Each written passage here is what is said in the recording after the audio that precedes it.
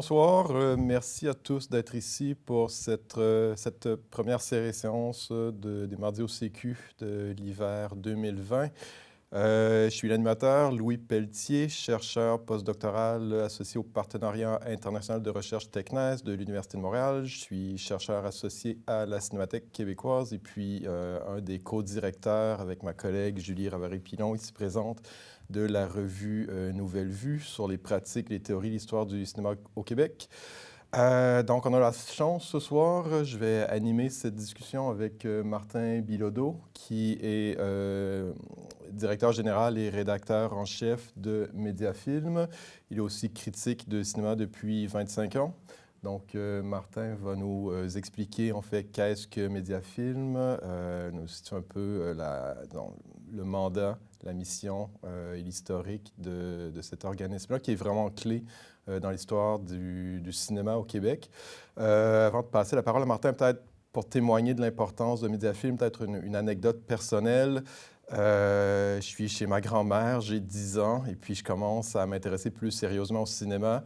C'est avant l'Internet en région. Pour moi, pour m'informer sur le cinéma, à ce moment-là, en fait, je découvre que dans le Éco-vedette de ma grand-mère, il y a un programme télé avec les résumés de films de Mediafilm et les cotes.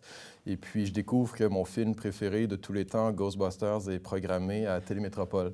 Donc, je viens de découvrir qu'il y a des cotes qui distinguent entre les chefs-d'œuvre et les films minables. Je me dis, ouais, génial. C'est vraiment le plus meilleur film de tous les temps. C'est clairement un coté 1. Je regarde, vous constatez que c'était enfin un 4. J'étais vraiment outré. Heureusement, Facebook n'existait pas à cette époque-là, donc je n'ai pas répondu mon fiel sur les réseaux sociaux. Mais bon, rapidement, j'ai compris qu'il y avait cet outil-là. Puis, bon, ayant grandi en région, c'est vraiment les cotes de Mediafilm qui, de semaine en semaine, disons, m'orientaient pour savoir à la télévision qu'est-ce qu'on pouvait voir d'intéressant. Ça, puis le dictionnaire des cinéastes de Georges Sadoul que mes parents avaient dans leur bibliothèque. Donc, jusqu'à mon arrivée à Montréal, à l'Université de Montréal, à 19 ans, c'est vraiment ce qui, pendant 10 ans, m'a vraiment formé au cinéma. Puis je pense qu'on est... en fait, les gens de ma génération, clairement, c'est encore des trucs qu'on discute entre nous, les cotes de Mediafilm, les 1, etc. Mais je pense que c'est un organisme qui a une longue histoire, donc c'est plus que les quarantenaires de 2020. C'est pas mal de gens depuis les années 1950 qui ont découvert le cinéma à travers l'œuvre de Mediafilm. Donc, je vais passer la parole là-dessus à Martin, qui va nous expliquer un peu qu'est-ce que Mediafilm et puis de où ça vient. Bonsoir Louis, bonsoir tout le monde. Merci beaucoup pour votre accueil. Merci au Mardi au Sécu de m'accueillir. C'est tout un honneur pour moi de venir vous parler comme ça de ce que je fais dans la vie, de la passion que j'ai pour la critique de cinéma, passion que j'ai découvert un peu comme Louis, de la même façon dans les années... je suis un petit peu plus vieux. Je suis né en 1967, mais avec un téléhoraire dans les mains. Et le téléhoraire dans les mains, avec les résumés de films et les cotes, j'ai appris cette échelle de 1 à 7 très jeune et j'ai appris à lui obéir et à regarder les films qui avaient des bonnes cotes.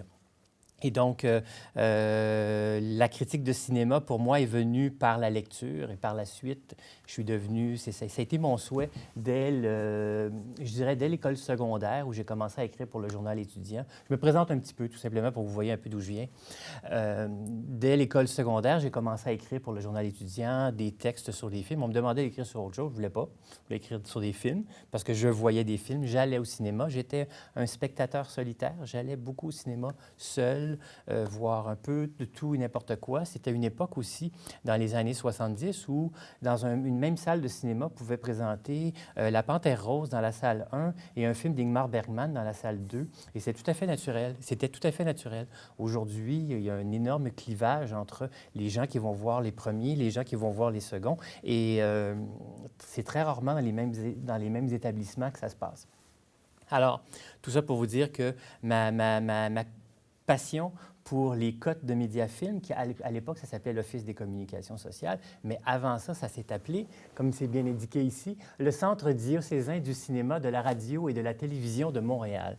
En 1955-1956, on a fait paraître ce tout premier recueil qui contenait des fiches de films, il y en a à peu près 400, des fiches de films à peu près ou presque semblables à celles qu'on produit encore aujourd'hui. C'est la matrice, c'est le modèle sur lequel nous avons évolué. En fait, nous avons fait évoluer la pensée critique, nous avons fait évoluer, et le Québec lui-même a fait évoluer nos valeurs, nos critères, notre connaissance sur le cinéma.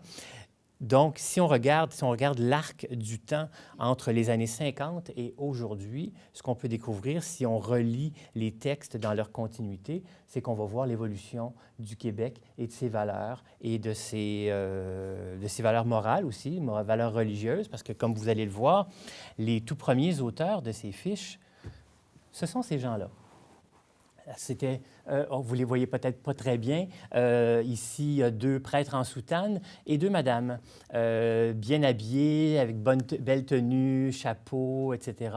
Et c'est des gens qui se réjouissaient de la parution en 1956 de ce tout premier recueil. Ce sont eux qui écrivaient des fiches. Et pourquoi on écrivait ces fiches-là en 1955-56? À l'époque, on n'était pas, il n'y avait pas de téléhoraire. Il y avait à peine de télévision. La télévision n'avait pas encore pénétré massivement dans les foyers, comme elle l'a fait dans les années qui ont suivi. Le travail qui était fait à l'époque, c'était pour informer les les programmateurs de ciné-clubs. Et qui dirigeait les ciné-clubs dans les années 40, 50, années 30, années 20 même? C'était des curés dans leur sous-sol d'église ou dans leurs églises carrément, ou dans des gymnases d'école qui organisaient le samedi, le dimanche, des projections de films. Et c'était pour renseigner les curés sur les valeurs contenues dans les films, mais aussi la valeur artistique, la valeur morale. À l'époque, il y avait justement, avant cette échelle de 1 à 7 dont je vais vous reparler dans quelques minutes, avant cette époque, il y avait des valeurs, tous les films étaient surmontés d'une valeur morale. On disait à proscrire, adulte, adulte averti, enfant et adolescent, ça voulant dire tout le monde peut voir ça, enfant et adolescent, ça veut dire qu'un adulte n'y perdra pas, n'en sera pas choqué non plus. C'est une note de convenance, si on veut. C'est un travail qui se faisait parallèlement à celui du Bureau de la censure, qui, lui, c'est le gouvernement. Le Bureau de la censure qui est devenu plus tard la Régie du cinéma, qui est devenu aujourd'hui la direction du classement du ministère de la Culture et des Communications. Donc, pendant que le gouvernement, lui, mettait les ciseaux dans des films, les curés montraient des films dans les sous-sols, mais montraient des films, ils voulaient savoir exactement est-ce que c'était risqué de le montrer. Alors, ces cotes-là venaient justifier des choix qui étaient faits dans des églises, dans des paroisses. Donc, ça s'est fait, je dirais, la cote, les textes de cette façon et la cote morale, ça a duré jusqu'en 1967. En 1967, il y a le directeur général de l'Office des communications sociales, qui est regretté, Monseigneur Lucien Labelle. Il est décédé à 99 ans en janvier dernier. Monseigneur Lucien Labelle disait les notes à proscrire, les cotes à proscrire donnent aux gens l'envie de voir les films. Donc, c'est totalement contre-productif. Il faut penser à une autre façon de voir les films. Alors, en 1968, en pleine Révolution tranquille, 1968, rappelons-nous que c'était, on rejetait beaucoup de valeurs d'Église, il y a beaucoup de gens qui quittaient les églises, c'était l'époque, il y avait le Vietnam aux États-Unis, il y avait toutes sortes, il y avait la révolution sexuelle, et il y a un abbé, un prêtre qui s'appelle Robert-Claude Bérubé, qui travaillait avec Monseigneur Labelle et qui a dit, bien, on devrait, parce que lui, c'était un vrai cinéphile, un pur et dur. Il était cinéphile avant d'être prêtre, c'est pour dire, mais il était prêtre jusqu'à sa mort en 1991, en plein ouvrage. Donc, Robert-Claude Bérubé a dit, bien, on devrait créer une échelle d'appréciation artistique. Et c'est cette échelle d'appréciation artistique qui est totalement farfelue quand on pense aux étoiles aujourd'hui, où on dit qu'une étoile, c'est très, très peu, et 5 étoiles, c'est le maximum. L'échelle est à l'envers. 1 est la plus grande valeur, 7 est la plus basse valeur. Pourquoi 7? Robert-Claude Bérubé est parti dans sa tombe avec ce secret. On en a toujours... En fait, il y a toujours eu spéculation autour de ça. Qu'est-ce que c'était? Bien, c'était le 7e art. Moi c'est l'explication que je préfère, le 7e art. Donc, un chef-d'œuvre, 2 remarquables, etc. Et cette échelle-là, elle s'est imposée, pas tout de suite, elle s'est imposée après quelques années. Qu'est-ce qui s'est passé quelques années plus tard? Je vous rappelle que pendant toutes ces années, on fait des fiches. On voit tous les films qui sortent en salle au Québec et on rédige une fiche comportant un synopsis, comportant une appréciation artistique du film. L'appréciation artistique du film devant obligatoirement contenir, c'est l'orthodoxie de Mediafilm, ça, devant obligatoirement contenir une information, minimalement une information sur l'interprétation, une information sur la mise en scène et une information sur le scénario. Ce sont les trois composantes qu'on dit essentielles, même si c'est très discutable aujourd'hui. Et moi, j'aime bien en discuter. De toute façon, vendredi dernier, encore au lunch, on en parlait. Donc, c'est pour vous dire qu'il n'y a rien qui est figé dans le béton. Et c'est ce que j'aime bien dire au monde en général, qui me demande comment vous faites ça, les cotes. On ne travaille pas avec des éprouvettes, ce n'est pas scientifique. Il n'y a pas il n'y a pas de règle absolue, il y a quelque chose, il y a une espèce de subjectivité institutionnelle, moi, que j'aime bien, et on essaie de respecter le consensus critique. La cote de Mediafilm, c'est la cote de l'institution. Ce n'est pas la cote de Martin Bilodeau ou de Louis-Paul Rioux ou de quiconque écrit le texte qui l'accompagne. Le texte qui l'accompagne doit refléter la cote, mais la cote, c'est la cote de l'institution. Le texte, c'est le texte de l'individu qui fait l'affiche. Alors, il y a comme une espèce de séparation entre l'Église et l'État ici. Qu'est-ce qui s'est passé donc pour que cette cote d'appréciation artistique-là, que vous connaissez peut-être pas, parce que je vois que vous êtes pour la grande majorité assez jeune, mais c'est normal, on est à l'université. La raison pour laquelle ça s'est propagé, c'est à cause de ceci. 1973, TV Hebdo, qui appartient à un organe de presse qui s'appelait Trostar à l'époque et qui a demandé à l'Office des communications sociales de produire des notules, de produire un petit texte pour annoncer justement tous les films, comment est-ce qu'on référence les films. Alors, on a demandé à l'Office des communications sociales de produire ces petits textes qui disent le pays, le genre, l'année, drame psychologique de machin avec 3 interprètes, un résumé très, très, très succinct et quelques éléments de critique qui justifient justement la cote qui est mise au tout début du texte.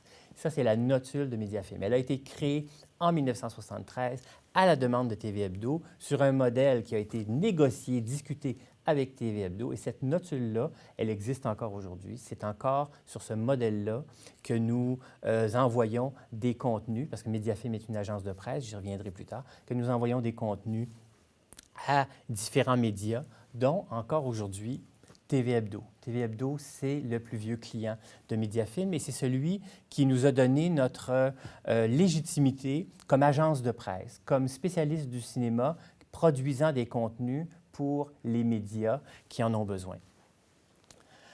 J'essaie juste de me souvenir quelle est la diapo suivante. C'est bien celle-ci.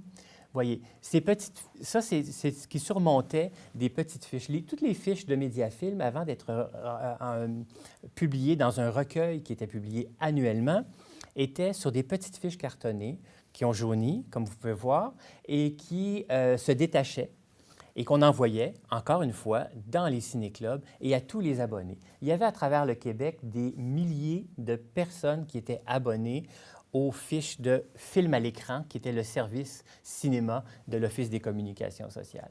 Et à chaque mois, ces gens-là recevaient, ils dépliaient cette espèce d'accordéon avec toutes des petites fiches détachables par un pointillé et mettaient ça dans des petits classeurs, et donc avaient en ordre alphabétique. Et donc, il se montait une espèce d'encyclopédie du cinéma, du point de vue, évidemment, de l'Office des communications sociales.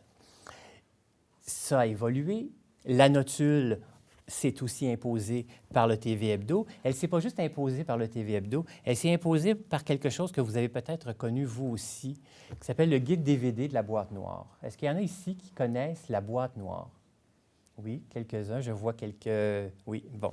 La boîte noire a été pendant 20-25 ans le club vidéo le plus spécialisé, le club vidéo spécialisé par excellence à Montréal. Il était situé sur la rue Saint-Denis avant d'être sur la rue Mont-Royal, au coin de Saint-Denis. Et on trouvait tous les cinémas du monde. Et ce qu'il y avait d'extraordinaire dans ce club vidéo qui était dirigé par son propriétaire, François Poitras, c'était le fait que les films n'étaient pas classés par les nouveautés et tout le reste. Ils étaient classés par pays, par réalisateur. Donc, quelqu'un, un cinéphile, quelqu'un, un amateur de cinéma qui est un peu averti, pouvaient chercher Hitchcock et voir tous les films d'Hitchcock plutôt que de les chercher par titre, en ordre alphabétique, dans une espèce de grand tout qui étaient les clubs vidéo qui existent encore aujourd'hui dans certains cas, mais les blockbusters à l'époque qui ont fait faillite depuis, les super clubs Vidéotron qui ont à peu près tous fermé aujourd'hui. Mais des clubs vidéo, il y en a eu énormément, mais la boîte noire était un modèle. Et un modèle tellement fréquenté, une clientèle tellement fidèle qu'ils ont créé dans les années 90 le guide DVD. Le guide DVD, qui, en 1994, oui, c'est ça, la date m'échappait. En 1994, ils ont créé cette espèce de catalogue qui contenait quoi? Qui contenait des notules en ordre alphabétique, des films qu'on pouvait trouver en vidéo chez eux et trouver en vidéo dans d'autres clubs vidéo aussi. Ça a été une bible pour beaucoup de cinéphiles. Je ne sais pas, Louis, si tu te souviens, toi, du guide DVD. Oui, absolument. Ça s'est même rendu, j'étais à Rivière-du-Loup en 1994-95, et puis je me souviens d'avoir acheté, prendre la première édition à la librairie où je travaillais, puis d'avoir commandé des films à la boîte noire. Ouais. Absolument. Oh. J'ai des collègues aussi qui ont décidé de se faire une éducation cinématographique en passant, en épluchant ce guide-là, puis en regardant en séquence tous les côtés 1. Okay. Donc oui, c'est encore les cotes, puis bon, à travers le TV Hebdo, les guides télé, mais aussi les catalogues, les guides de la boîte noire, oui, ça a été, je pense, très important pour pas mal de gens. Effectivement. Je pense que le guide DVD, on peut dire facilement que le guide DVD est peut-être le TV Hebdo de la génération Y. Moi, je suis de la génération X. Pour moi, le TV Hebdo, ça reste c'était mon guide à moi. Mais la génération Y, par la suite, ça a été le guide DVD de la boîte noire. Ce que vous voyez ici, c'est la toute dernière édition. Elle date de 2011. Qu'est-ce qui s'est passé en 2011? Bien, évidemment, ce guide-là s'est correctement vendu, mais les ventes déclinaient d'année en année. Les clubs vidéo, on l'a vu, ça a commencé à décliner avec l'arrivée du streaming. Netflix n'était pas encore... Netflix, en 2011, c'est faux ce que j'allais dire, Netflix était déjà là. Netflix louait des films par la poste. On pouvait s'abonner à Netflix et recevoir des films par la poste. On pouvait le garder autant de jours qu'on le souhaitait et le retourner quand c'est fini. Et si on le retournait, on pouvait en recommander un autre. Donc, c'était un modèle très, très, très étrange, mais en fait, il n'a pas duré très longtemps, mais il a duré quelques années quand même. Chez Louis, 97, je crois, la création de Netflix. Je pense que c'est c'est ça. Donc, 10-12 ans, ça a été... OK, quand même. Puis avec un grand succès qui leur a permis de... Mais oui, bref, c'est sur la base de ça qu'ils ont créé le service de streaming qu'on connaît aujourd'hui. Donc, c'est pour vous dire un petit peu d'où on est parti pour se rendre en partie ici, c'est-à-dire le site de Mediafilm. Le site de Mediafilm, moi, je suis arrivé à Mediafilm en 2006 comme rédacteur en chef de Mediafilm.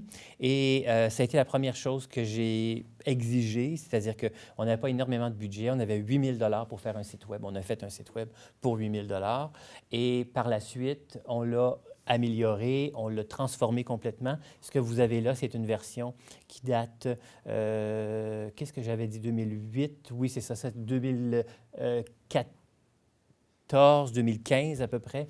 Mais il y a eu plusieurs refontes à l'intérieur de ça. Ça, c'est la version la plus récente, ce que vous voyez là. L'importance de remplacer le guide DVD. Moi, c'était ça. Je voyais que le guide DVD, ça s'estompait. Je me dis, mais ils vont se tourner vers quoi, les spectateurs? Il existait déjà des sites, des sites sur le cinéma, des sites pour trouver les horaires de films. Mais des sites sur le cinéma complets qui tendent à l'exhaustivité, il n'y en avait pas tant que ça. Mais je me disais, nous, on a tout le potentiel, on a la base de données, on a la base de données parce qu'avant de faire ça, on a numérisé tous les recueils. Vous avez vu le recueil de 1955-56, bien, il y en a eu comme ça jusqu'en 1995. Et tous les textes qui n'étaient pas déjà entrés dans notre base de données, on les a numérisés. On a fait avec un logiciel de reconnaissance de caractère. On a repassé à travers tout, absolument tout. Si vous allez dans une fiche de Mediafilm aujourd'hui et que vous voyez un caractère étrange, c'est parce que ce texte-là, il nous a échappé. En faisant la reconnaissance de caractère, ça se peut qu'il y ait eu des fois un point d'exclamation qui est devenu un point d'interrogation ou des choses comme ça. Mais donc, tout ça pour dire qu'on a numérisé Ce qui fait qu'aujourd'hui, on est capable de se vanter d'avoir une base de données en français de 75 000 fiches de films et plus, ce qui est très, très rare en Amérique du Nord et qui reflète en plus l'évolution du Québec des années 50 jusqu'à aujourd'hui. Et tout ce contenu-là, bien, il est accessible via Mediafilm ou via Mediafilm Plus, qui est la base de données, l'accès à la base de données. Votre université n'est pas abonnée à Mediafilm Plus. C'est une chose à signaler. On fera quelques appels et puis ça va se régler. Mais voilà. Donc, la base de données, elle est aujourd'hui très riche et c'est quelque chose sur lequel on travaille énormément. Et une des choses, un des endroits où on souhaite la mettre en valeur, c'est auprès des écoles. Quand je dis les écoles, je ne veux pas juste dire les universités et les cégeps, je parle aussi des écoles secondaires. Depuis notre mission à l'origine, et encore aujourd'hui, c'était de développer le sens critique des spectateurs et de former les cinéphiles de demain, de défendre le cinéma de qualité coûte que coûte. Nous, c'est le cinéma de qualité. On n'est pas à vendre. On n'est pas influencé par des distributeurs, par des attachés de presse. On n'a pas d'intérêt économique dans le succès ou l'insuccès d'un film. Notre point de vue, il est objectif, dans la mesure où ce mot, j'ai étudié en journalisme, je sais qu'il est poreux, dans la mesure où mais cette objectivité-là, c'est notre objectif à nous, de le maintenir continuellement. Donc, on ne travaille pas pour les distributeurs. Quand on donne une cote à un film, ça se peut que le distributeur soit content, ça se peut qu'il soit mécontent. Ce n'est pas notre problème. On ne travaille pas pour eux, on travaille pour les lecteurs, on travaille pour nos clients. Mais ça arrive que des distributeurs ne soient pas contents et puis le fassent savoir? Oui, tout à fait. On ne demandera pas de nom, mais... Il y en a effectivement un qui vient à l'esprit, mais oui, mais il m'est arrivé aussi, et vraiment, je dirais que la majeure partie du temps, c'est non, effectivement, il n'y a pas de... c'est pas négociable, c'est pas quelque chose qui est révocable. Mais il m'est arrivé de changer la cote parce qu'un distributeur m'a dit « Hey, Martin, je pense que tu es passé à côté de quelque chose. Regarde ce qui s'est écrit, par exemple, en Europe sur ce film-là. » Et à la lumière de ça, parce que parfois on voit des films totalement vierges, on essaie là, autant que possible à Mediafilm de refléter le consensus critique.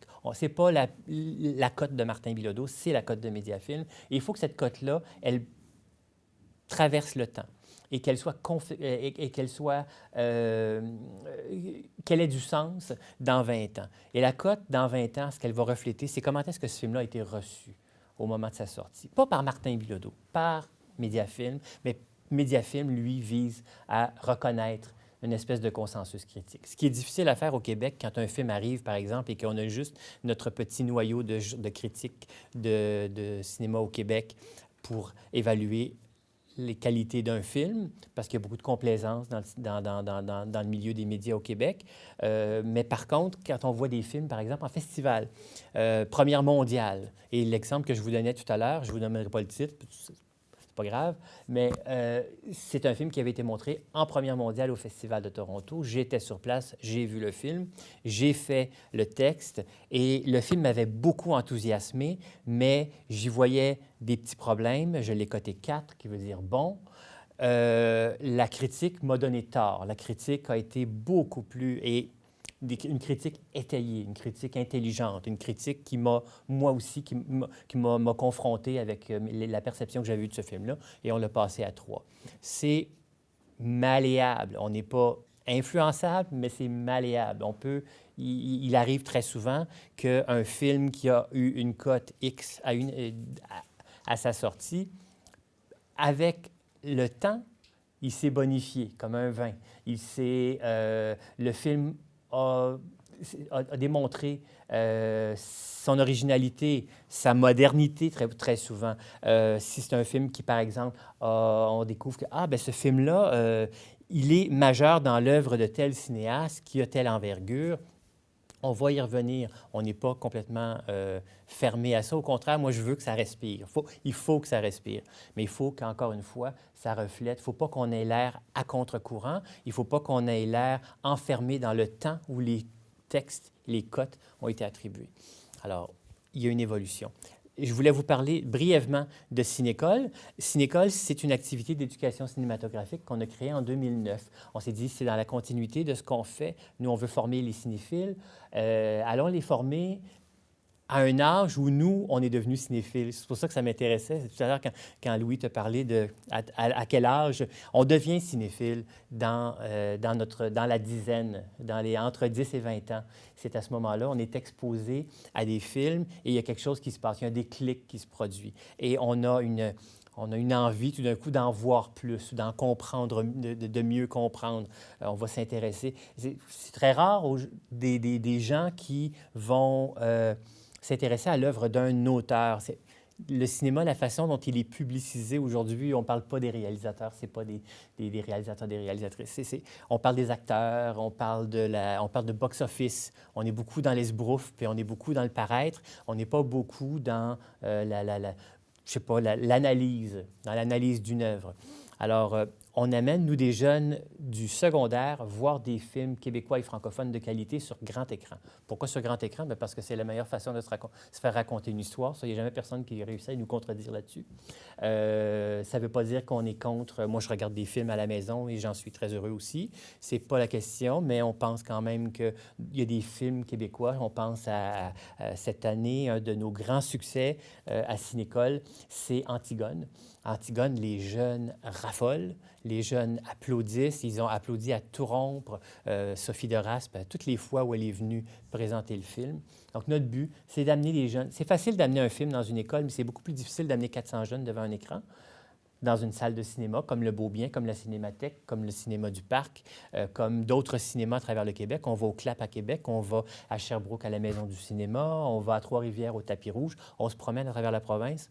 Ce qu'on veut, c'est les faire sortir et développer cette habitude-là, ce muscle-là, cette envie-là, parce qu'il y a plein d'autres façons de se divertir aujourd'hui. À l'époque où moi, j'ai découvert le cinéma, il n'y avait pas tant de choses que ça. Il n'y avait pas de jeux vidéo, j'avais pas de tablette entre les mains, j'avais pas de téléphone. Je voulais voir un film, je voulais me faire raconter une histoire, je voulais vivre quelque chose de fort. J'allais au cinéma. Je quittais 3 piastres à mon père et j'allais au cinéma. J'avais la chance d'avoir un cinéma où j'ai été élevé à Brossard et ils ont construit le Maille Champlain pratiquement sous mes yeux avec 3 salles de cinéma et c'est là que j'ai fait mon éducation. Et un autre cinéma de Greenfield Park qui est devenu un Guzzo aujourd'hui, mais c'est là que j'allais jusqu'à ce que j'ai 12, 14, 15 ans et que ma sœur m'amène à Montréal au Ouimetoscope, qui est un cinéma de répertoire un peu semblable à celui qu'il y avait à Outremont, qui s'appelait l'Outremont. Et j'ai continuer mon éducation cinématographique de cette façon-là. Ce que je vous raconte là, c'est rien d'extraordinaire. C'était une évidence pour un gars né en 1967. Mais ce n'est pas une évidence pour quelqu'un qui est né en 2000 ou en 2005. Bon, la projection en salle, un bon son, une bonne image, c'est bien, mais c'est la tradition des ciné-clubs, c'est-à-dire l'expérience collective de voir un film. Il y a des genres comme la comédie pour lequel je pense qu'une comédie est beaucoup plus efficace en groupe. Quand on suit je pense que c'est documenté par les psychologues. Si quelqu'un rit, on va rire sans même savoir pourquoi. Mais au-delà de ça, c'est l'expérience du débat, de la discussion qui suit souvent. Puis il y a dès les années 1920, je n'épargne les détails, je travaille un peu présentement là-dessus, sur le premier cinéma d'art et d'essai de Montréal. Ça remonte quand même à 1929. Donc, il y a toute une longue tradition. C'est quoi son nom? Le Roxy, sur la rue Sainte-Catherine, qui était dans les dernières années le club Super Sex. Ah oui? Okay. Oui, c'était le premier cinéma d'art et essai de Montréal, en fait. C'est le distributeur Charlie Lalumière, qui avait été bras droit de Ouimet plus tôt, qui a fait venir, par exemple, La Passion de Jeanne d'Arc de Dreyer, qui a dû se battre avec la censure pour le faire accepter. Mais bref, il y a toute une tradition qui est particulièrement importante dans les années 50-60, au moment où tu as déjà évoqué des ciné-clubs qui sont en bonne partie gérés, organisés par l'Église. Et puis, bon, derrière ça, c'est non seulement de présenter des œuvres de qualité, mais c'est d'en discuter ensuite. Puis, je pense que ça, c'est un des choses que vous faites avec les élèves, les étudiants, avec le programme de... On leur donne en fait, d'abord, on a déplacé récemment notre focus, non moins sur les élèves et plus sur les enseignants, parce qu'on s'est rendu compte qu'on ne travaillait pas suffisamment pour les outiller, eux, pour faire d'eux des ambassadeurs du cinéma. Et c'est très difficile de s'adresser directement à des jeunes. C'est facile de les amener. Bien, c'est facile. Là, cette année, comme l'année dernière, on va amener 10 000 élèves en salle. 10 000 élèves, c'est quand même pas rien. Ça fait de l'autobus jaune, ça. Et... Mais les enseignants ont besoin d'outils. Ils ont besoin d'expliquer aux jeunes qu'est-ce qu'ils s'en vont voir. On a vu ça souvent dans les premières années de cinécole. Les jeunes arrivaient, ils ne savaient pas trop ce qu'ils s'en venaient voir. Leurs enseignants non plus. C'était un peu une activité, mais nous, on fait ça pendant les heures de cours. Puis ce qu'on veut, c'est que ça soit un levier dans leur cours de français, dans leur cours d'histoire, dans leur cours d'éthique et culture religieuse, qui va changer de nom bientôt. Donc, c'est une des raisons pour lesquelles on trouvait que c'était important de faire ça, pas avec les parents, mais avec les enseignants. Et maintenant, les enseignants, bien, on produit des cahiers pédagogiques pour eux. On envoie des fiches préparatoires. On fait des questionnaires pour les élèves après les projections. On veut savoir un peu qu'est-ce qu'ils en ont pensé, mais on veut aussi que leurs enseignants soient suffisamment outillés pour ne pas avoir besoin de nous après pour leur expliquer c'est quoi une pensée critique et qu'est-ce que c'est la mise en scène, qu'ils aient des informations suffisantes. Et nous, on va continuer de travailler à enseigner aux enseignants. Je pense que la mission de Cinécole dans les 2 dernières années, je dirais que c'est ça qui s'est produit, c'est on voulait interpeller les élèves, je pense qu'on l'a réussi. Maintenant, notre travail, c'est d'enseigner aux enseignants, faire en sorte que finalement, il y ait plus de cinéphiles devant les classes. Ça va peut-être aussi produire plus de cinéphiles dans les classes et dans les salles de cinéma. Alors ça, c'était pour un peu la mission scolaire qui est à travers, mission d'éducation plutôt, et de médiation culturelle, qui est à travers, mais alors là, tout ce que je vous ai montré jusqu'ici, depuis 1955, ça va là, les curés dans les sous-sols d'église qui montraient des films, ils voulaient aussi leurs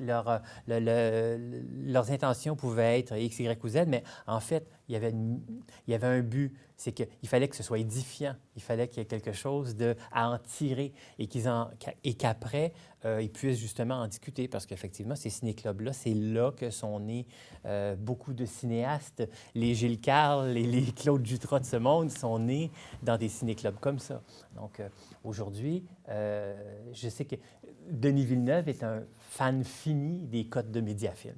Denis, il m'en a parlé souvent, puis je me souviens quand on a coté 2, son film Incendie, c'est très rare, un film québécois coté 2, puis ça avait été discuté chez nous, 3-2, 3-2, 3-2, on avait penché pour le 2 finalement parce qu'on était tous, mais vraiment très, très, très enthousiastes. Et Denis n'avait jamais eu d'autre cote que 4 pour tous ses films précédents. Puis il m'avait dit, mais moi qui rêvais d'avoir un 3 un jour, et je pensais jamais avoir un 2. Il était très ému de ça. Et Philippe Falardeau, c'est des cinéastes qui ont un peu dans nos âges et qui ont grandi avec ça.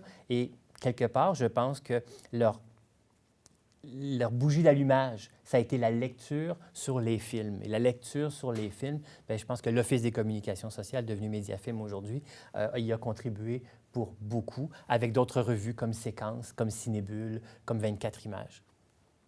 Alors, c'était le petit... et maintenant, ce que je voulais vous expliquer en terminant pour ce bloc-là de ma présentation, ce que je voulais vous expliquer, c'était... Je vous ai montré TV Hebdo, je vous ai dit que c'est encore un client aujourd'hui, c'est encore un bon client aujourd'hui, mais c'est un client qui, malgré qu'il appartient à l'Empire québécois, il est en difficulté. Vous entendez mes guillemets, j'espère, mais difficulté dans ce sens où il n'a pas nécessairement... les revenus associés à ses productions de magazines, ses productions même télé, sont en baisse. Les médias sont en crise. Et j'ai donné l'exemple de TVA et de Québécois, mais je pourrais donner celui de Bell, je pourrais donner celui du Devoir, celui de la presse, etc., etc. Tous ces gens, tous ces médias sont nos clients ou l'ont été. Le journal Voir, notre client. Le journal Métro, notre client. Tous ces médias, dans les 5, 6, 7 dernières années, ont vu leurs revenus publicitaires baisser pour diverses raisons, mais très certainement par la migration de leurs revenus publicitaires vers des plateformes du GAFA, de Facebook, de Google, etc. Donc, ils sont affamés et ils achetaient nos contenus. Ils n'ont plus les moyens de les acheter ou plus les moyens à la même hauteur de les acheter. Et nous, on est fondé sur ce modèle d'agence de presse qu'on n'a pas remis en question pendant 40 ans. Pendant 40 ans, on a vogué et on a cru avec l'arrivée du Web dans les années 2000, surtout début des années 2000, milieu des années 2000, la dernière portion a été très, très, très profitable parce que tout le monde voulait, tous les médias voulaient du contenu pour le papier puis du contenu pour le Web en même temps, le même. Parce que tout le monde pensait que, dans le fond, le Web, ça devait simplement reproduire en mieux ce que le papier faisait. On a passé à travers des mutations et il y a eu une période de grâce pendant laquelle, je dirais 5 ans, pendant laquelle on a eu beaucoup de contrats additionnels confiés par nos clients historiques, comme la presse, comme le Journal de Montréal, le Journal de Québec, le Soleil, etc. Et tout ça, c'est en déclin. Mais en déclin plus ou moins rapide selon les années. Je dirais que cette année, ça ne s'annonce pas si mal. On est juste en janvier. Alors, je ne sais pas ce que l'avenir nous réserve, mais on s'est dit l'avenir, on va le faire. Qu'est-ce qu'on a? On a une base de données, on a une expertise, on a 50 ans d'histoire, 65 ans d'histoire. Qu'est-ce que cette base de données-là peut produire d'autre que des contenus sur le cinéma? Ou de quelle façon est-ce que ces contenus-là peuvent être exploités? Une des choses une des demandes les demandes qui nous sont faites le plus souvent par courriel, les gens qui nous écrivent à Mediafilm, c'est où voir tel film. Je cherche un film. Je veux voir un film. Il était en salle dans ma région, il n'y est plus. Il était en salle il y a 3 semaines, il n'y est plus. Les films disparaissent et il n'y a pas de plateforme qui mette clairement en évidence où voir l'ensemble des films. Et c'est de ce besoin-là qu'est née notre plateforme qu'on a lancée en mai dernier et qui s'appelle donc Où voir ça, ouvoir.ca, et qui permet donc de trouver des films sur l'ensemble des plateformes. On couvre déjà, nous, depuis les années 70, notre contrat avec TV Hebdo en atteste, les films qui passent à la télévision, on rentre déjà ça, nous, dans une base de données et c'est affiché sur notre site. Les films qui sortent en numérique, DVD ou numérique vidéo sur demande, c'est aussi, le calendrier de ça est colligé par nous depuis 2006-2008. Les films qui sortent en salle, on fait ça depuis 1955.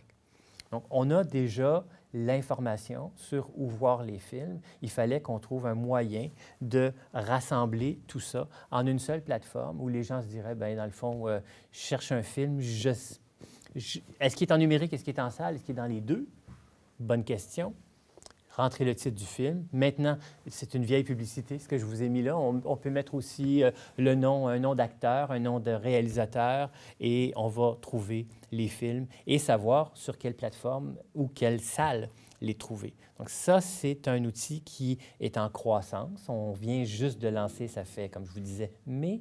On vient de faire une deuxième campagne promotionnelle pour promouvoir pendant la période des fêtes. Ce qui est important pour nous, c'est que les gens qui étaient à la maison pendant les fêtes, on se dit, bien, si on peut être présent dans leur esprit, on s'est mis pas mal dans le trafic de Facebook pendant les fêtes. Ça a bien marché. Donc, on a une belle visibilité présentement. Et donc, l'outil est en croissance. Ça coûte rien aux illico, à toutes les plateformes qui veulent ou peuvent se connecter. Ça leur coûte absolument rien. Nous, ce qu'on veut, c'est générer du trafic, faire en sorte que les gens soient orientés. Et ça a l'air un peu anodin. Il existe des trucs qui s'appellent comme Just Watch aux États-Unis. Il existe en Angleterre un truc qui s'appelle Find Any Film. Mais on est dans un monde francophone enclavé. Et c'est très difficile ici de trouver. À cause de ça. Donc, c'est pour ça que cet outil-là, il couvre les salles, il couvre le territoire du Québec.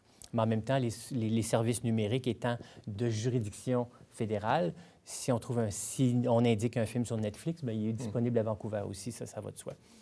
C'est particulièrement important, je crois, pour le cinéma québécois qui souvent a une courte sortie en salle, qui se fait connaître en festival, va faire 1 ou 2 ou 3 semaines au cinéma Beaubien. Et puis, on fait disparaître, on fait pas vraiment disparaître, mais ça devient un défi ensuite de savoir sur quelle plateforme. Oui.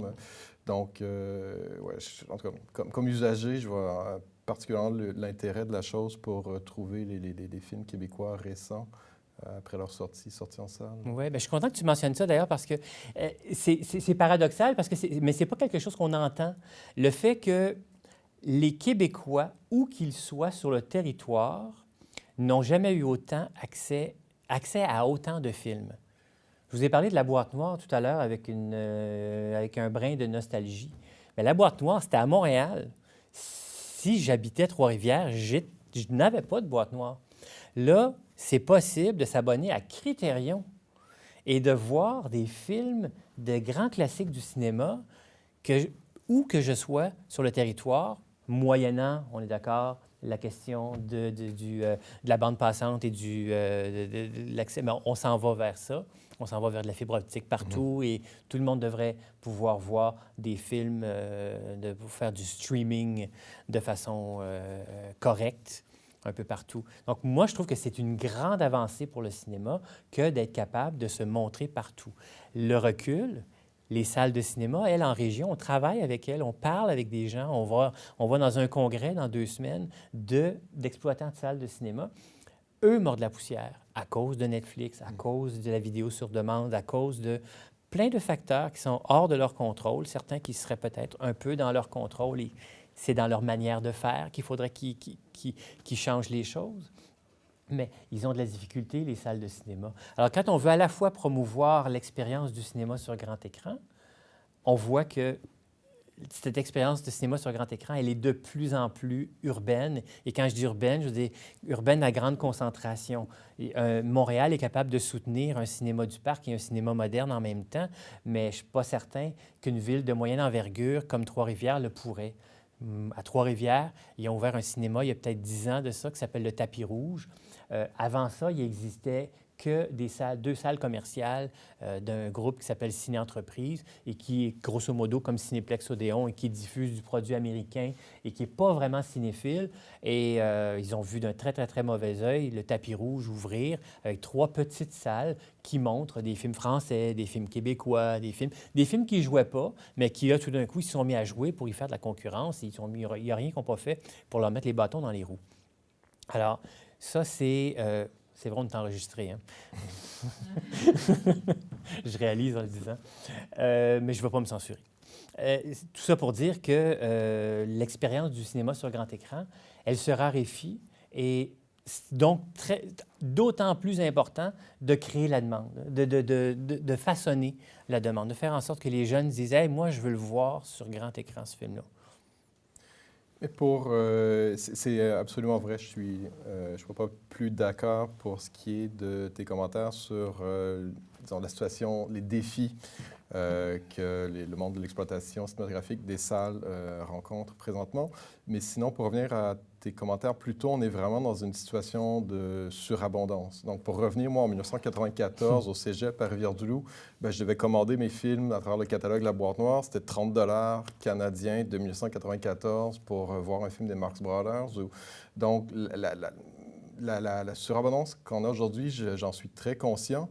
Mais vu la situation par rapport à la presse que tu exposais, qu'il n'y a plus vraiment de presse généraliste, que ce qui survit, les médias qui survivent, c'est essentiellement des pigistes. Il n'y a plus de critiques établies ou de moins en moins. Il y en a encore, mais de moins en moins employés. Donc, il y a de moins en moins de ressources pour, disons, on peut faire le tri dans cette surabondance de production culturelle, de films qui sont ouverts. Donc, peut-être défendre un peu la pertinence soutenue toujours aujourd'hui de Mediafilm. Oui, tu parles de curation. Oui, mais sans être... parce que, bon, dans le monde cinéphile, c'est quand même, au Québec, à Montréal, c'est très vivant ce qui se passe. On a des jeunes critiques qui écrivent pour Panorama Cinéma, hors champ, 24 images, de très haut niveau, les critiques, mais c'est de la critique de combat, souvent, ce qui est très bien. Mais chaque revue, chaque critique a ses camps. Alors que vous, c'est plutôt du côté du consensus. Tu l'expliquais bien, il y a une personne derrière le compte-rendu critique de Mediafilm, mais ça doit refléter également la position de l'organisme et puis également, plus généralement, un consensus critique international. Donc, pour, disons, un spectateur lambda en 2020, c'est beaucoup plus, disons, sur le ici, maintenant, plus utile que suivre les débats entre critiques dans des revues plus marquées cinéphiles. Oui, plus pointues, oui. Effectivement, bien, c'est Catherine Perrin, à un moment donné, à Radio-Canada, qui avait dit, elle parlait de Mediafilm, puis elle avait dit, il n'y a personne qui déchire sa chemise à Mediafilm. Et cette image m'était restée, je la trouve très amusante, parce qu'effectivement, on n'est pas des gens qui déchirent sa chemise, on n'est pas des gens du pour et du contre un film. Moi, pour et contre un film, ça ne me parle pas du tout. Je veux qu'on me parle des qualités d'un film, de sa pertinence, du point de vue. Je veux qu'on m'explique quels sont ses partis pris. Mais d'être contre un film versus, par exemple, effectivement, on retrouve ça beaucoup dans les revues. Puis c'est correct, ça a sa place en plus et c'est complémentaire. Et je trouve dommage qu'aujourd'hui, il n'y ait pas suffisamment on ne soit pas assez nombreux. En fait, c'est ce qui s'est passé. Hein. On l'a vu. J'ai une collègue, Hélène Faradji, qui travaille pour Radio-Canada et qui écrit aussi pour Mediafilm et qui dit il faut promouvoir la critique, il faut faire en sorte que la critique soit plus... Et moi, dans mon esprit, c'est le cinéma qu'il faut promouvoir. Je pense que si on forge le goût des gens à voir du cinéma et à apprécier le cinéma comme art, comme langage, comme méthode, comme mode d'expression et d'interprétation du monde dans lequel on est, je pense que l'appétit pour la pensée critique va venir de ça. Je ne pense pas que la critique peut défendre la critique. Je pense que la critique ne peut être que la continuité d'un appétit pour le cinéma. Et c'est ça qu'on essaie de défendre. Et pour avoir été critique de cinéma j'ai été 19 ans au quotidien Le Devoir, c'est un endroit où je pouvais assumer entièrement ma subjectivité. Et si j'avais envie de varloper un film, je ne me gênais pas pour le faire. C'était Martin Bilodeau qui s'exprimait. Cette critique-là, elle avait une durée de vie d'à peu près une journée. Et aujourd'hui, je ne suis pas certain qu'elle est pertinente. C'est si pertinent d'y retourner. Ça peut faire sourire, mais je pense que le travail qui est fait dans les médias plus généralistes, c'est un travail éphémère. Et pour moi, ce qui est très important avec Mediafilm, je pense que notre histoire en atteste, c'est qu'il faut que ça soit capable de se projeter dans le temps. Il faut qu'on soit capable de dire... Il y a trop de déclinaisons, justement, ne serait-ce que la fameuse notule de 1973 qui existe encore aujourd'hui. Il y a trop de déclinaisons avec le temps qui ont été faites à partir de nos textes pour... Il faut que ça soit... j'ai pris ma phrase à l'envers, mais en fait, ce que je trouve important, c'est que ça fasse du sens encore 5 ans, 10 ans, 20 ans après. Et ça arrive des fois, il y a un film qui passe à la télé, puis là, j'ai un collègue qui vient me voir, il dit « Martin, j'ai regardé ça à la télé, on a coté ça, toi, qu'est-ce que tu en penses? On devrait peut-être l'upgrader à 2 ou descendre à 4. » Et moi, j'aime pas tellement descendre des films. J'aime pas... Ça arrive, parce qu'on entend souvent... C'est rare, je m'y oppose la plupart du temps, parce que je trouve justement que c'est là où on dénature peut-être un peu la façon dont un film a été reçu. Ouais. C'est-à-dire que si le film a été considéré très bon en 1980, je me vois mal aujourd'hui dire qu'il est juste bon. Alors que s'il a été considéré très bon en 1980, j'ai beaucoup plus d'arguments pour justifier qu'il est devenu remarquable.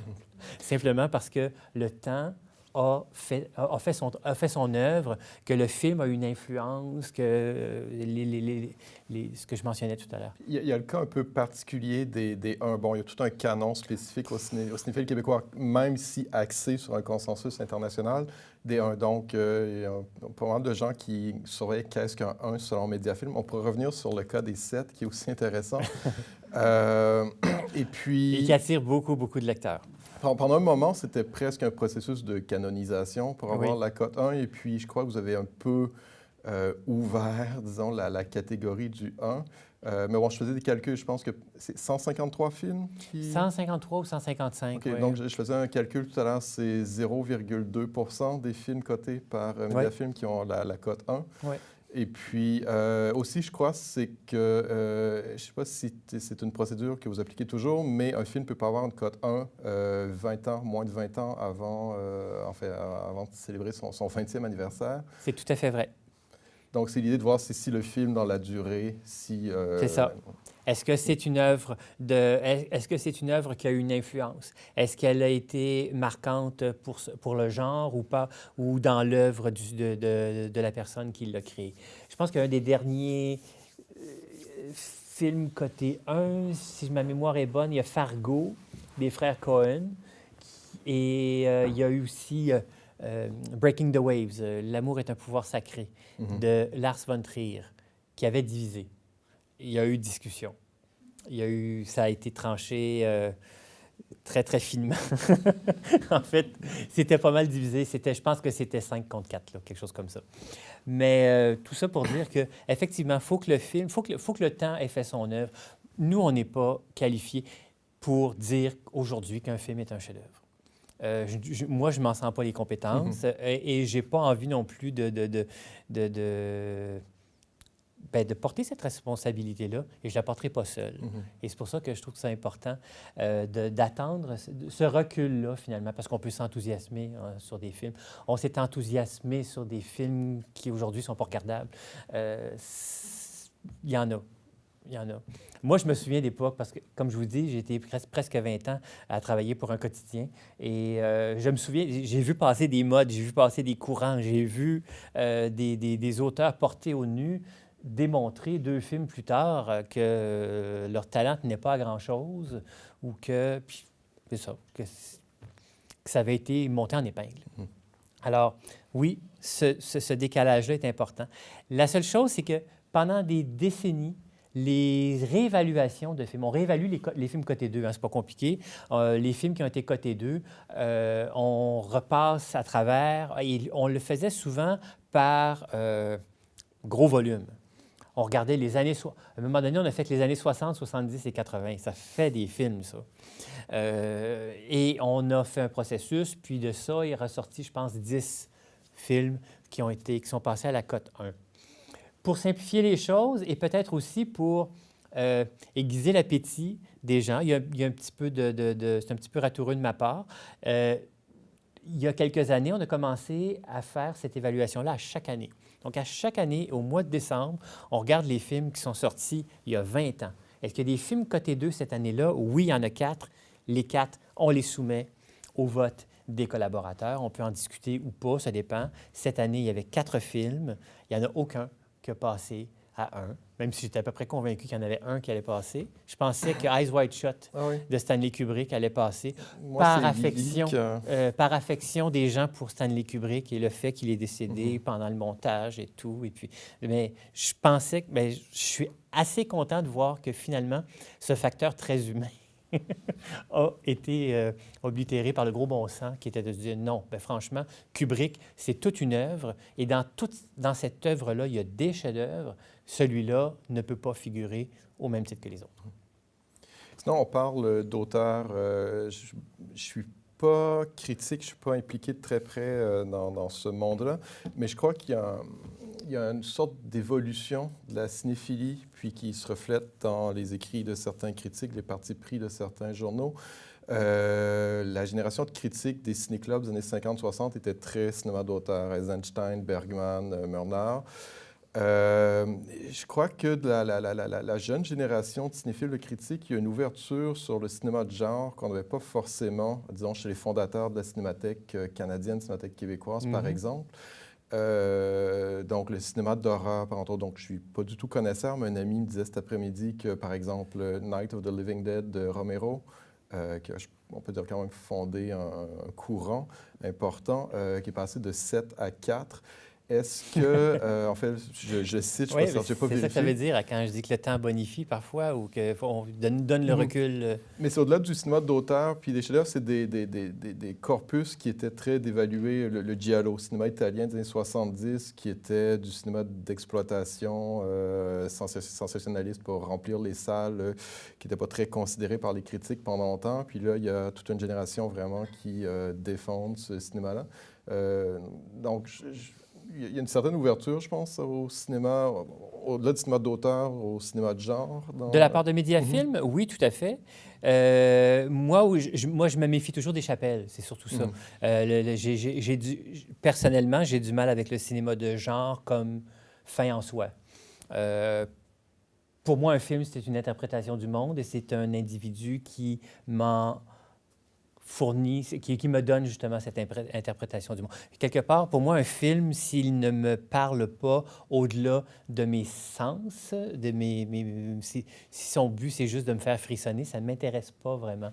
Je ne suis pas un bon spectateur, moi, de films, mais j'en vois moins que j'en voyais parce que, pour toutes sortes de raisons, dont ce que vous avez vu, ou voir ça, Cinécole, ça occupe. Mais j'essaie d'être, on essaie d'être le plus ouvert possible.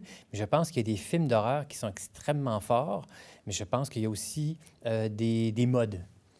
Et c'est d'essayer de toujours tempérer, d'essayer de savoir qu'est-ce qui tient de la mode et qu'est-ce qui tient. Ringu, par exemple, The Ring, qui a fait l'objet de suites, de remakes et de reboots et tout ça, puis on n'en sort plus. Puis pourquoi un reboot qui reproduit le scénario du premier serait si nul quand on vante le premier? Mais dans le fond, c'est juste une question de sens, hein? C'est juste une question de lequel procure quelque chose. En même temps, c'est aussi la nouveauté, le premier qui va avoir cette astuce, parce que c'est généralement les films, les bons films de genre sont des films astucieux, des films qui déjouent nos attentes. C'est énorme. Déjouer nos attentes en 2020, on a tout vu. On a l'impression, en tout cas, d'avoir tout vu. Alors, moi, j'ai beaucoup d'admiration pour les films qui vont justement déjouer mes attentes. Il y en a très peu sur ce plan-là, je parle le plan des frissons, c'est sûr, les cheap thrills, on va tous sursauter, même si on le sait que ça s'en vient. C'est ça. Mais je pense que il reste que j'ai pas vraiment de façon plus simple ou plus précise de dire que pour moi un film doit être une forme doit porter une certaine connaissance du monde à la connaissance d'un autre monde, et c'est ça que je recherche, et je pense que le cinéma qui reste, c'est celui-là. C'est un peu abstrait quand même. Non, je pense que c'est peut-être une belle ouverture pour... je ne sais pas s'il y a des questions dans la salle. Je vois déjà une main, donc on peut peut-être ouvrir la discussion. Oui, Jean-Noël Bérubé. Monsieur Hulodeau, je me demandais, compte tenu de l'ampleur de votre base de données, je me demandais si vous aviez envisagé peut-être une application genre smartphone dans le style pour ouvoir.ca, dans le style un peu de IMBD, Internet Movie Database. Je pense que ça a quand même un certain succès. Une application avec 75 000 films qui est vivante, avec tous les nouveaux. Peut-être s'il y a moyen de greffer de la publicité là-dessus pour s'autofinancer, ou encore un partenariat avec IMBD pour ce qui est manquant dans leur modèle d'affaires. Je me demandais, est-ce que vous envisagez une application sur smartphone? L'application, ou voir ça, c'est pas une application, mais c'est un raccourci, c'est-à-dire qu'on peut facilement mettre ou voir ça. On a fait créer l'icône spécifiquement pour pouvoir la mettre sur un écran d'accueil. Donc, si vous allez sur ou voir ça avec votre téléphone ou avec votre tablette, on va vous inviter à suivre l'instruction pour le faire. Et donc, c'est comme si c'était une application, sauf que quand on clique dessus, ça ouvre le furteur par défaut, mais ça s'en va à la page accueil de ou voir ça. IMDb est justement un modèle qui est... Bien d'abord, il est très différent du nôtre dans la mesure où IMDb ne produit pas de contenu. Toutes les fiches qui sont contenues dans IMDb sont des contenus, on appelle ça open source. Alors, c'est par exemple un producteur de film qui va aller remplir une fiche de son film. Ce qui explique pour toutes les disparités, comme par exemple, quand on va sur une fiche de film, on trouve l'ordre des interprètes en ordre d'importance, alors que dans un autre, ça va être en ordre alphabétique. Dans un autre, c'est un peu n'importe quoi. Il y a beaucoup de... Mais c'est extrêmement riche quand même comme base de données. Elle existe déjà. Moi, en fait, c'est ça mon problème, c'est qu'elle existe déjà. Mon problème...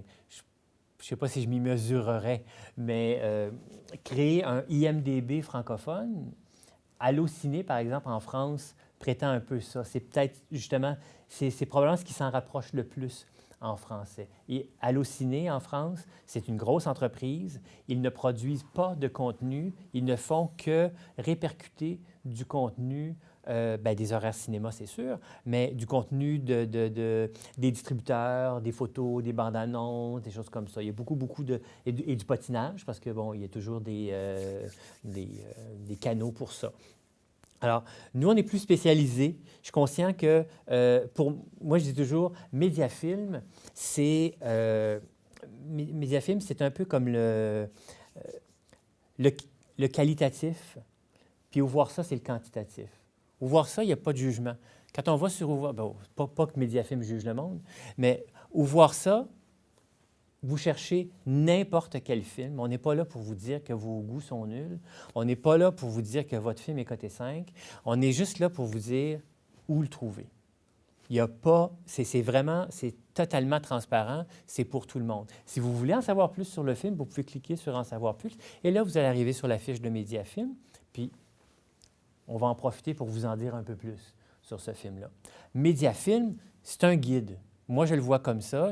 Les gens qui veulent voir des films, les gens qui sont cinéphiles ou des spectateurs plus avertis vont aller sur un site comme Mediafilm parce qu'ils vont aussi trouver les horaires cinéma, ils vont trouver les boutons où voir ça parce il y a vraiment une espèce d'interopérabilité entre les deux sites, mais ils vont trouver du contenu sur les films. Ils vont trouver moyen de... Ils veulent lire Georges Privet sur Irishman de Martin Scorsese parce que Georges Privet, il connaît ça, Scorsese. Mais ils vont trouver le texte sur Irishman.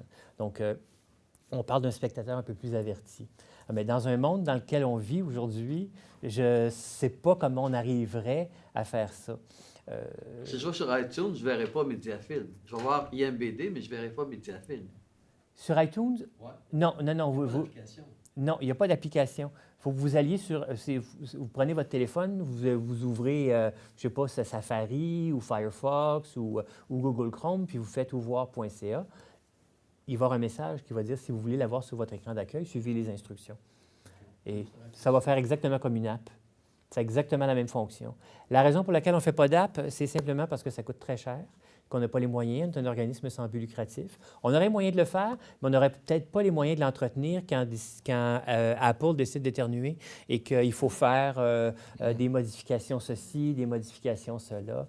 Et on s'est fait dire aussi par des spécialistes du web que les apps, ça s'en va un peu, que c'est plus justement parce qu'il y a d'autres moyens d'aller chercher des...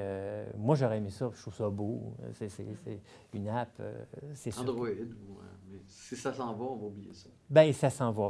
Pour l'instant, ils sont encore là, puis je m'arrache encore les yeux dessus sur mon téléphone, mais il semblerait que ce n'est pas un modèle d'avenir et que même Apple est en train de songer à des nouvelles façons de faire. Est-ce qu'on a d'autres questions? Soyez pas gênés. J'ai quelques questions en réserve. Mais oui, Julie. Merci beaucoup, Martin. Votre présentation était très claire et je vous ai venu bien préparé pour avoir animé aussi. Vous êtes un invité en or. Merci beaucoup. Comme on dirait. Deux questions, en fait, bien différentes l'une de l'autre. Un, est-ce qu'il y a un film québécois qui est coté 1? Et sinon, est-ce que dans 10 ans, Incendie le deviendra? Et deuxième question, vous parliez du volume, en fait. Tantôt, j'ai entendu 9 personnes qui travaillent à Mediafilm. Vous parliez de 54, donc j'ai calculé rapidement, ça donne 9. Mais en termes de volume, pour quelqu'un qui travaille à Mediafilm, on parle de combien de fiches, disons, par semaine à écrire? OK. On est 8. On est 8 personnes à temps complet à Mediafilm. On a des collaborateurs. Donc, ce n'est pas que l'équipe interne de Mediafilm. D'ailleurs, dans l'équipe interne de Mediafilm, il y a 3 personnes, 4 maintenant, oui, 4 personnes qui font des fiches de films. Certaines occasionnellement, d'autres de façon plus régulière. Mais on a 5 ou 6 personnes à l'externe qui font aussi des fiches pour nous. Donc, on leur confie des fiches. Maintenant que Netflix occupe la place qu'elle occupe dans le cœur des spectateurs, dans les habitudes de consommation d'images, il y a des films qui sortent là en exclusivité. Ça s'ajoute à notre tâche habituelle qui est celle des films qui sortent en salle. Les films qui sortent en salle, dans une année, il y en a grosso modo 400. Entre 375 et 425, je dirais là. Donc, une moyenne de 400 à peu près. À ça s'ajoute, on va peut-être faire une douzaine, peut-être 20 films de Netflix qui vont s'ajouter. Mais ça se peut aussi que des films qui passent sur grand écran, mais qui sont... On fait des choix. Avant, on était dans l'exhaustivité la plus pure.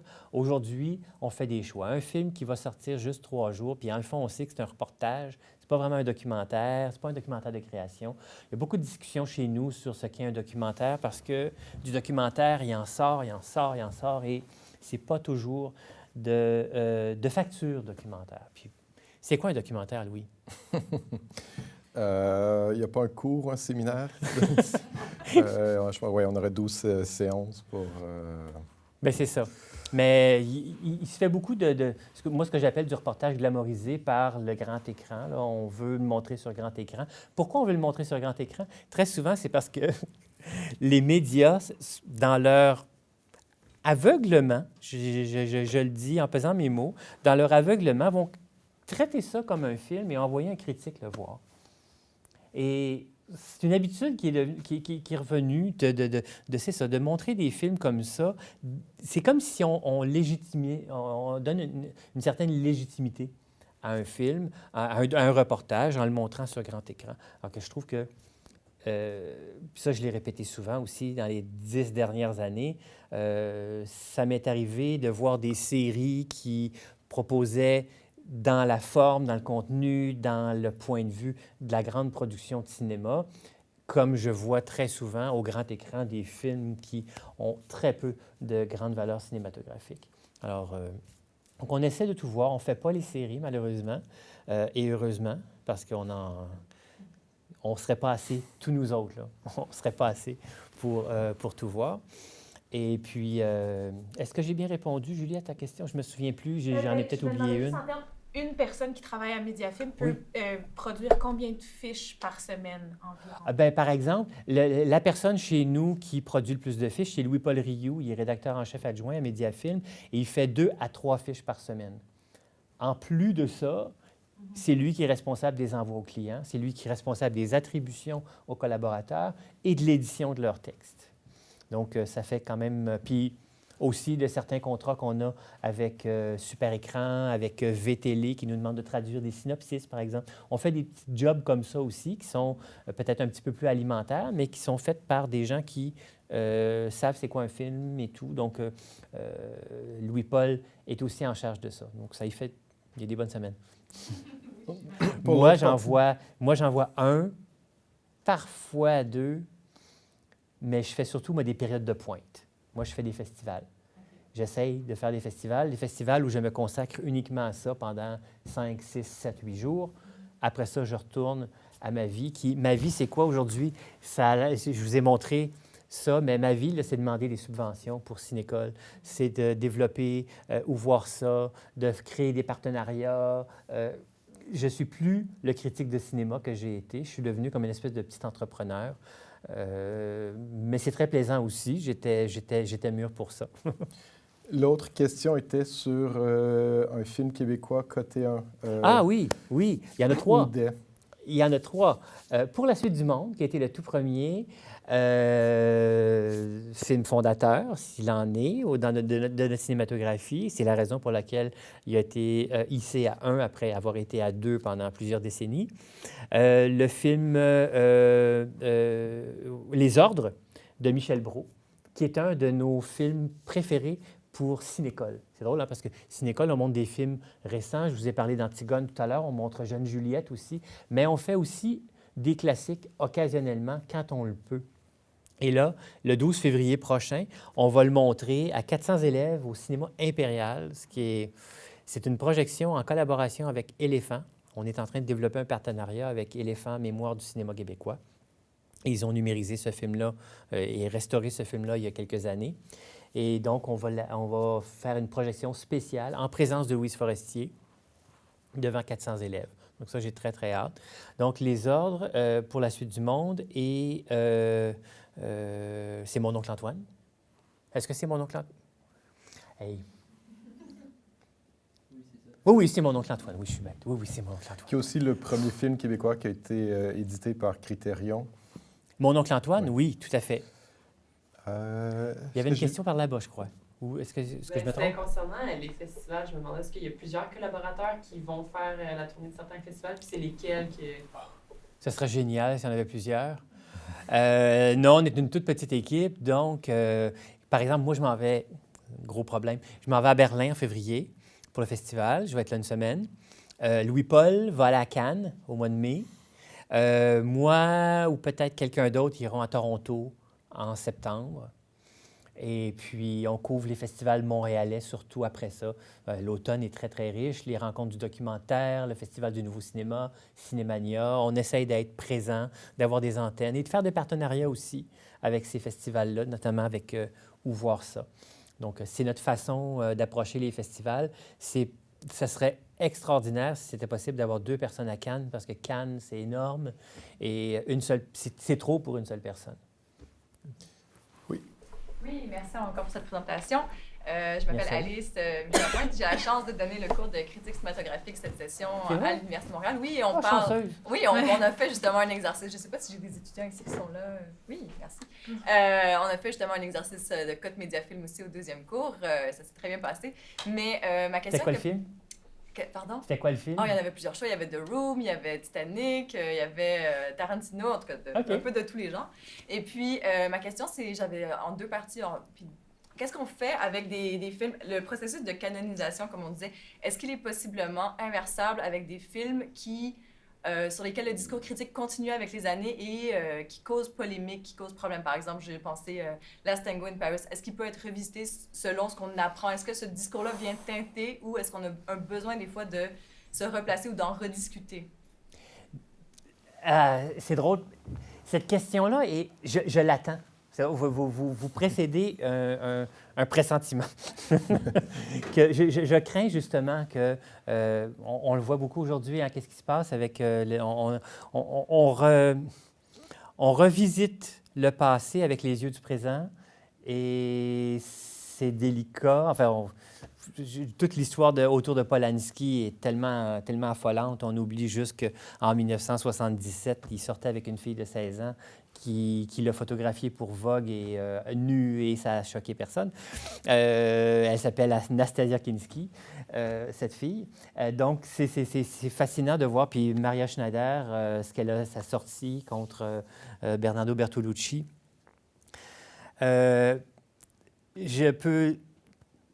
Pour moi, c'est important de s'extraire des controverses, de rester à l'abri de ça. De la même façon que le brouhaha de la sortie d'un film, il faut essayer de s'en isoler le plus possible. Et justement, s'il y a tout un ramdam autour d'un film extraordinaire qu'on va coter 2, on ne va pas le coter 1 justement parce qu'on va attendre que cette poussière-là retombe. Mais la poussière qui remonte, effectivement. Et ça, cette histoire-là, je pense pas que le film a moins de qualité à cause de son contexte. Je sais que c'est dur des fois. Moi, je suis contre la révision historique. Je suis contre je pense qu'il faut regarder les films comme des objets qui mûrissent. J'ai du mal à imaginer qu'on pourrait revisiter ça à la lumière de nos valeurs d'aujourd'hui et même si ce que Maria Schneider a raconté est absolument atroce. Oui, oui. Non, je comprends. C'est juste que c'est tellement dans les débats ambiants, justement, que c'est une question que je me dis qui plane et qu'on se pose aussi. Ma deuxième question, c'était par rapport au questionnaire dont vous avez parlé, que vous faites passer aux étudiants, je pense, donc en région ou dans les clubs que vous faites dans les écoles et tout ça. Je me demandais, est-ce que les questions sont plus sur leur subjectivité, qu'est-ce qu'ils ont pensé un peu, j'aime pas, ou plutôt vraiment sur déjà la mise en scène, sur l'éclairage, sur des choses vraiment très de langage cinématographique du film? Comme comment est-ce que vous les aiguillez dans cette initiation au cinéma au secondaire? Donc, oui, tout à fait. En fait, les questionnaires, il y a un premier questionnaire qui est un peu superficiel, mais qui vise surtout à mieux les connaître et à savoir, avoir leur impression immédiate sur un film. C'est un questionnaire qu'ils remplissent en ligne, mais le questionnaire sur lequel on travaille principalement, c'est un questionnaire qui est produit par une enseignante, et elle s'appelle Anne-Marie Cousineau. Elle enseignait la littérature, elle est à la retraite aujourd'hui, et elle nous fait des questionnaires extraordinaires parce que, justement, c'est qu'il parle de mise en scène, il parle de scénario, il parle de point de vue, il parle il les confronte aussi parfois à leurs valeurs, ils vont les amener à parler de choses. C'est vraiment fascinant parce que elle fait avec ça ce que moi je faisais quand j'étais jeune dans les cours de français, on faisait des compréhensions de texte. on nous montrait un texte, puis ensuite, il y avait un questionnaire pour essayer de savoir qu'est-ce qu'on a compris de ce texte-là. Bien, elle fait un peu le travail de la même façon avec le film. Ils ont vu le film, maintenant, qu'est-ce qu'ils en ont compris? Pourquoi la sœur, la petite sœur du personnage, a-t-elle dit ceci ou a-t-elle fait cela? Comme leur interprétation, les amener finalement à réfléchir à ce qu'ils ont vu, aller au-delà de juste la première impression. Donc, c'est un travail, moi, à chaque fois, je regarde les questionnaires, je fais comme, c'est donc merveilleux, j'aurais donc aimé ça. Moi, qu'à 13-14 ans, là, on me mette sous les yeux d'un questionnaire comme celui, qu'on me montre des films, qu'on me mette ça sous les yeux. À l'époque où moi, j'avais 14 ans, le cinéma, c'était un divertissement, c'était quelque chose qui jouait au Maï Champlain. C'était pas quelque chose qu'on nous montrait à l'école et certainement pas quelque chose dont on se servait comme outil d'apprentissage ou comme levier de réflexion. Aujourd'hui, on est capable de faire ça avec le cinéma, avec moins de monde. Avant, il y avait plus de gens qui allaient en salle. Aujourd'hui, il y a moins de gens, mais on est capable de faire ça. On a encore un peu de temps pour une peut-être question. Non. Bon, peut-être avant de conclure, vous êtes tellement occupé chez Mediafilm que tu n'as pas mentionné un événement qui est central pour la vie de pas mal de cinéphiles montréalais, dont moi. Le Ciné-Bazar, Ben oui. qui, à chaque année, quand je me rends au Ciné-Bazar, je suis comme mon père au Canadian Tire, c'est où je peux trouver des revues rares des années 1920 pour mes recherches, des copies de films 16 mm des années 50, des critérions pour pas cher. Donc, je ne sais pas ce que tu vas en parler. Peut-être le monde des collectionneurs est un peu coloré. Je sais, peut-être des anecdotes. Ah, il est coloré, certain. Oui, effectivement. Ben, en fait, c'est important quand même de mentionner que... merci, Louis, de parler du Ciné-Bazar, parce que le Ciné-Bazar, c'est né de quelque chose, c'est né de façon totalement anecdotique. En 2008, nos locaux sont dans un presbytère actuellement, dans un presbytère sur le boulevard Saint-Joseph, plateau Mont-Royal. Et on déménageait, on partait du 2e étage et on s'en allait au rez-de-chaussée. Le rez-de-chaussée était couvert de moquettes affreuses qui devaient dater de 30 ans à peu près. Et on disait, il y a des beaux planchers en dessous de ça. C'est beau le presbytère, il y a des boiseries, des vitraux, etc. Alors, je dis, bien, il faudrait sabler, vernir les planchers. Mais le directeur général à l'époque, Bertrand, ne voulait pas qu'on fasse sabler, vernir les planchers. Puis il disait, bien, si les moquettes sont assez bonnes pour moi, elles sont assez bonnes pour vous. Mais comme on avait beaucoup trop de stock au 2e et qu'on s'en venait au rez-de-chaussée, il fallait qu'on élague. Puis on a pensé faire une petite vente avec des amis. OK, on a plein de DVD, puis des VHS, puis des livres, puis tout ça, qu'on ne va pas garder. Alors, faisons une vente. Puis, tiens, tu connais quelqu'un qui, lui aussi, collectionne les affaires. On a invité quelques amis collectionneurs comme ça. Sylvain Cormier, j'étais au devoir à l'époque. Sylvain Cormier, qui est un collectionneur devant l'Éternel, il a dit, ben oui, moi, j'ai toute ma gang de mon petit ciné-club qui va venir aussi. Alors, on s'est retrouvés 7-8 exposants dans le sous-sol de l'église Saint-Stanislas de Kostka. Il est venu pas loin de 1000 personnes cette journée-là. On a vendu, ça a été un truc incroyable, mais nous, on pensait, on ne fait ça rien qu'une fois, c'est juste, on veut juste ramasser de l'argent pour vernir nos planchers. C'était vraiment pas pour faire autre chose. Mais la demande était telle qu'on s'est fait dire, bien, il faudra en faire un autre l'année prochaine. Ah, puis l'année prochaine, on va le faire demain, puis on va faire ci, on va faire ça. On était un peu pris par ça et on s'est retrouvés à faire une 2e, 3e. Je pense qu'on va faire notre 13e cette année. Mais dès le 2e, la question qu'on s'est posée, c'est, ouais, bien là, on va aller chercher de l'argent, mais on va faire quoi avec? Et c'est là que Cinécole est né. On s'est dit, on va amener des jeunes au cinéma. OK, on lève de l'argent, excusez l'expression très, très, très boiteuse, et on amène des jeunes au cinéma. Et c'est comme ça, 2008-2009, que Cinécole est né. Et ça faisait 3 ou 4 ans qu'on faisait Cinécole, avec les revenus du Ciné-Bazar, qui étaient toujours dans de 7, 8, 10 000 piastres gros max, les institutions se sont intéressées à nous, la Régie du cinéma à l'époque, la SODEC, Téléfilm Canada. Puis là, ils ont tous embarqué et maintenant, ils nous donnent de l'argent. Puis aujourd'hui, bien, on a un budget de près 125 000 $ pour amener ces jeunes-là au cinéma. C'est grâce au Ciné-Bazar, puis aux fous comme toi qui viennent... Non, mais il a raison quand il dit c'est coloré. Il y a toutes sortes de collectionneurs. Alors, le Ciné-Bazar, c'est la façon dont ça fonctionne. Il y a des gens qui louent des tables, des collectionneurs. Ils louent, mais ils vendent. Les collectionneurs, ça vend, hein, ça ne fait pas juste acheter. Ça loue des tables, ça vend, ça achète dans la salle. Et il y a des gens qui viennent, qui payent à l'entrée un petit 3 $, 4 $, je ne sais plus. Et puis, tout ça va à Cinécole. 100 de l'argent qu'on récolte. On loue les tables, on fait payer les gens qui rentrent. Et nous, Mediafilm, on se prend une table, puis on vend ce qu'on a à vendre. Mais tous les autres vendent ce qu'ils ont à vendre à leur profit à eux, c'est normal. Mais tout le profit qui est relevé par la location des tables et les entrées et les ventes aux tables de Mediafilm, ça s'en va à Cinécole. C'est notre levée de fonds annuelle. Et c'est un plaisir immense qu'on a à le faire à chaque année. Mais c'est ça. Donc, il y a toutes sortes de collectionneurs. Et ces dernières années, je ne sais pas si tu as remarqué, Louis, mais les films de genre, les amateurs de genre ont pris d'assaut le Ciné-Bazar. Il y a de plus en plus de collectionneurs très, très, très pointus dans le film d'horreur qui sont là avec des posters, avec des marionnettes de Chucky et toutes sortes de trucs. Non, mais c'est weird. Je vous le dis, là. Mais il y a une belle variété en même temps. Oui, tout à fait. Ah oui, quelqu'un qui cherche, c'est ça, un critérion tombé du camion, va le trouver. Ou c'est ça, ou trouver une marionnette, ou trouver une VHS d'un film qui n'a jamais été réédité en DVD, va le trouver là. Il y a des fous de VHS.